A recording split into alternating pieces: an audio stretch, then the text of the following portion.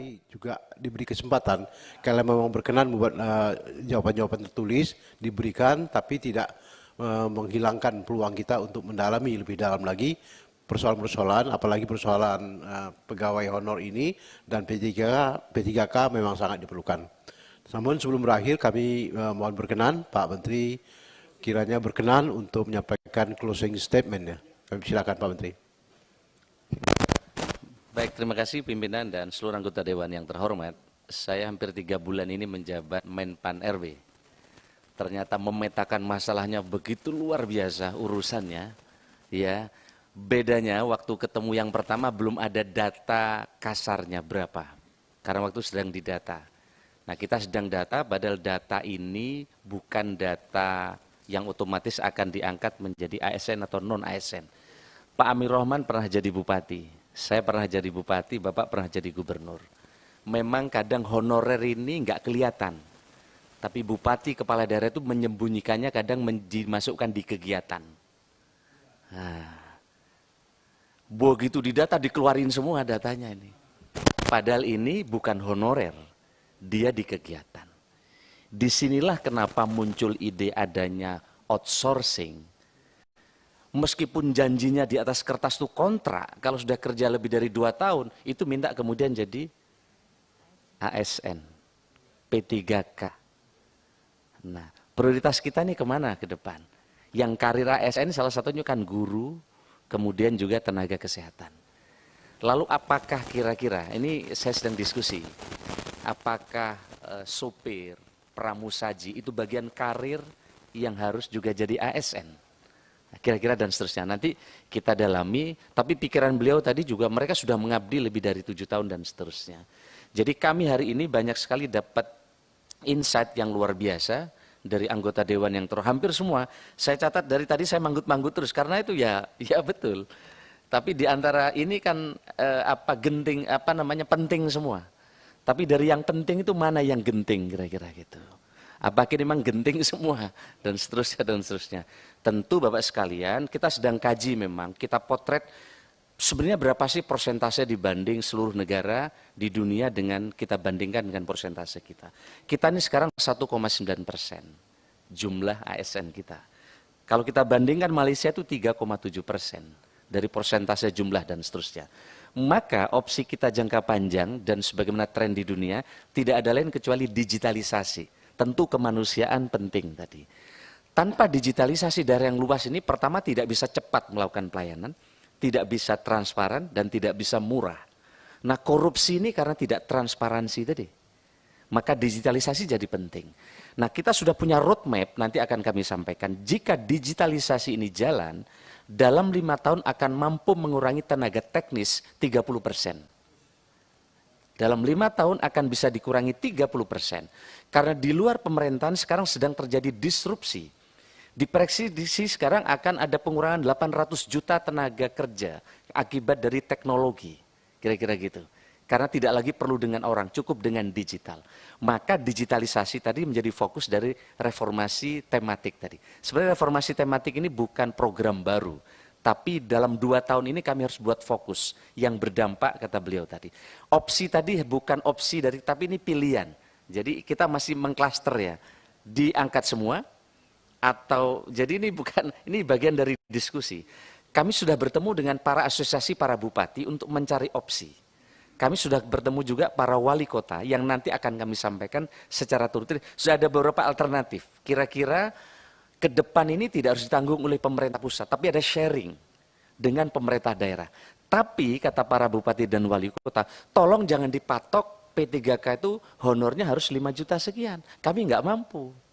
Bikin aja salary range kata beliau. Kata para bupati ini. Ya tidak 300 ribu, nggak manusiawi juga. Nah berarti ada salary range antara, ini setelah kami bertemu dengan para bupati, bahkan kami telah keluarkan SK, supaya para bupati ini tidak buang badan kalau nanti ada masalah.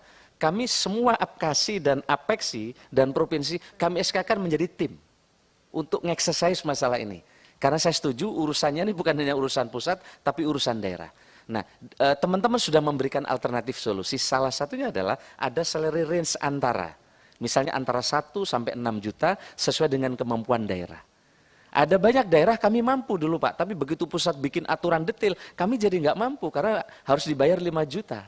Padahal di tempat kami digaji 1,5 juta saja, katanya berkenan. Nah, ini ada beberapa alternatif, nanti insya Allah Bapak sekalian kami sampaikan di forum yang lebih luas. Nah, saya minta BKN juga menyampaikan sedikit sebelum closing statement, ada beberapa hal.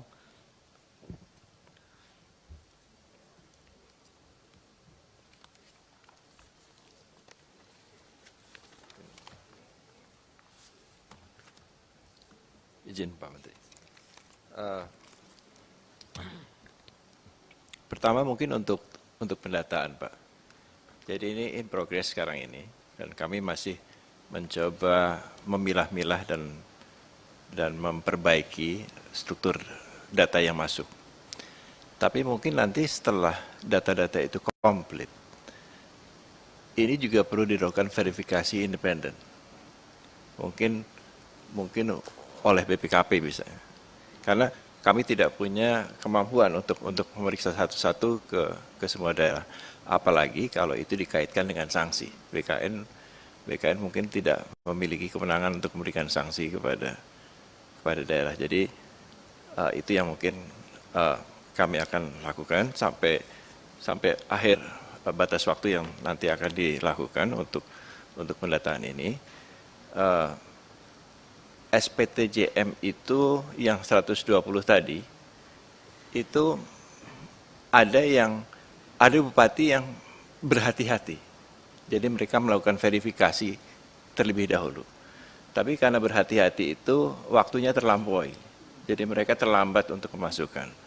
Tapi ada juga yang tidak jelas apakah mereka akan memasukkan SPTJM atau tidak. Jadi ini kita masih menunggu sampai batas waktu terakhir, nanti mungkin ada kebijakan lain dari Pak Menteri untuk apakah ini akan diperpanjang atau akan diperbaiki pendataannya, itu yang nanti kami akan juga lakukan. Dan di samping itu kami juga sekarang ini juga memperbaiki struktur data PNS yang ada sekarang ini. Karena dengan adanya penyederhanaan birokrasi, ini posisi masing-masing PNS-nya menjadi tidak banyak yang tidak ketahuan lagi. Karena dari struktural kemudian mereka menjadi fungsional. Nah ini penempatan fungsionalnya di mana? Itu yang sedang kami kejar data-datanya sehingga baik itu struktur data yang sudah di dalam maupun baru masuk ini bisa matching nanti. Nah kemudian yang terakhir mungkin sebetulnya kalau kebutuhan jumlah ASN itu variabelnya biasanya 3 Pak. Yang pertama adalah ketersediaan anggaran. Karena anggaran APBN itu pertama dibutuhkan untuk peningkatan pertumbuhan ekonomi dan kesejahteraan. Jadi untuk gaji itu biasanya residual. Jadi setelah itu dihitung baru kemudian ditentukan berapa besar belanja pegawai yang bisa diberikan oleh APBN pada saat itu. Sekarang ini 500 lebih triliun, jadi dari total APBN itu sudah 20% gitu ya. Dan itu angka yang besar Pak. Kalau di daerah, banyak daerah yang APBD-nya, belanja pegawainya melebihi 50%, sehingga tidak ada kemampuan fiskal mereka untuk melakukan pembangunan di daerah.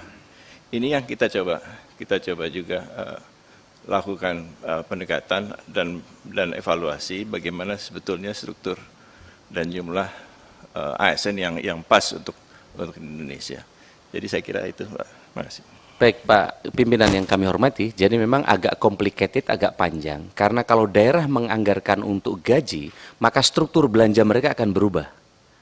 Begitu struktur belanja mereka akan berubah, dia tidak akan dapat dana dari pusat dan dalam beberapa item. Inilah yang sebenarnya agak komprehensif kita mesti bicara, ada kaitannya dengan dirjen anggaran dan juga yang terkait dengan dana transfer ke daerah.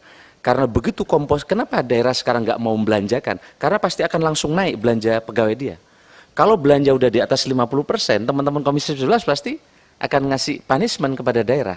Inilah complicatednya, mungkin memang perlu arif memang untuk kita bicarakan. Tetapi kami terima kasih pimpinan, hari ini kami banyak sekali mendapat masukan yang sangat strategis menurut saya, termasuk grand design yang sebenarnya tadi sudah kami sampaikan beberapa grand design penyelesaian ini. Tapi mudah-mudahan nanti di lain kesempatan akan kami persiapkan secara lebih baik, tetapi memang Kemenpan perlu duduk dengan Kementerian Keuangan bersama Komisi 11 dan juga Komisi 8, tadi kami sudah bertemu dengan Komisi 8 dengan Kemenak. Kami minta juga Kemenak ada grand design sejauh mana urusan untuk madrasah ini. Apakah hanya target menegrikan madrasah atau seperti apa? Termasuk juga IAIN baru yang jadi UIN. Ini grand desainnya seperti apa sehingga kami nanti punya pola kira-kira. Tetapi sekalian, insya Allah harapan Bapak mudah-mudahan bisa kami urai dan kami mohon dukungan seluruh pimpinan dan anggota Komisi 2 untuk mengerjakan tugas yang berat ini, tapi kalau didukung Bapak insya Allah mudah-mudahan ringan. Terima kasih, selamat malam. Kurang lebihnya saya mohon maaf. Santi Namo Buddhaya, salam kebajikan. Assalamualaikum warahmatullahi wabarakatuh. Waalaikumsalam warahmatullahi wabarakatuh.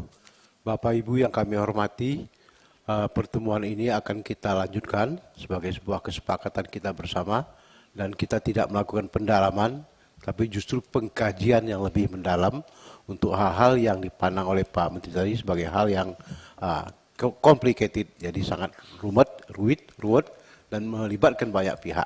Oleh karena itu kita mintakan kepada sekretariat untuk mencarikan waktu yang cukup, tidak cukup 1 hari, mungkin 2 hari atau 3 hari. Kalau perlu ke depan ini kita berdoa bersama, Pak Menteri tetap menjadi Pak Menteri dan kita tetap bersama-sama di Komisi 2 pada tahun-tahun ke depan ini. Amin. Saya kira demikian kesepakatan kita tunda pertemuan ini, tidak kita skor, tapi kita tunda sampai sekretariat dapat mencarikan waktu dan bersama-sama kita dengan Pak Menteri dan Pak Bima dari BKN untuk dapat mencarikan waktu yang cukup untuk kita.